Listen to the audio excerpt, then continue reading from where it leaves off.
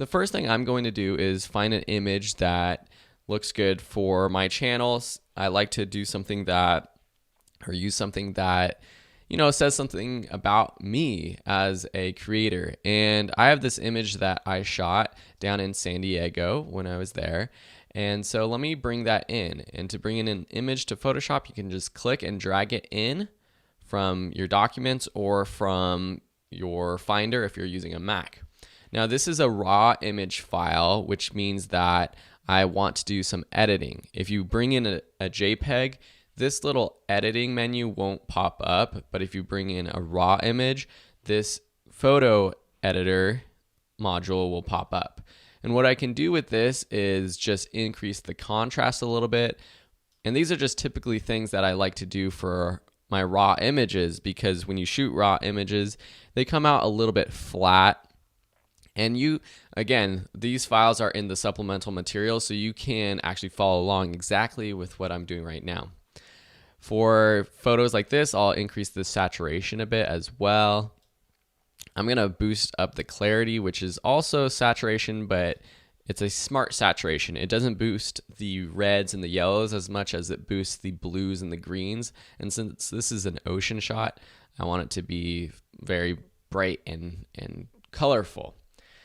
I'll just bring down the blacks a little bit and up the whites. This again increases the contrast of your image. The contrast is really how dark your darks are and how light your lights are.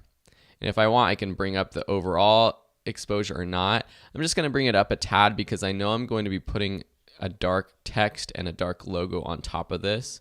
And so I want to make sure it looks good. Okay, so those are some quick photo edits that you can do. And when you're happy with it, just click OK. It's going to bring it into your project. And what I want to do first is just resize it. And I'm going to actually press return to place it into the file, into the project, and then drag it in my layer panel below our text and logo safe area. Now, let me just zoom in on this a little bit more so you can see a bit better. And I'm doing that by just changing the percentage, the view percentage down here in the bottom left. And if I just click, and I'm clicking the corner, holding Option and Shift, or Alt and Shift if you're on a PC, and increasing the size.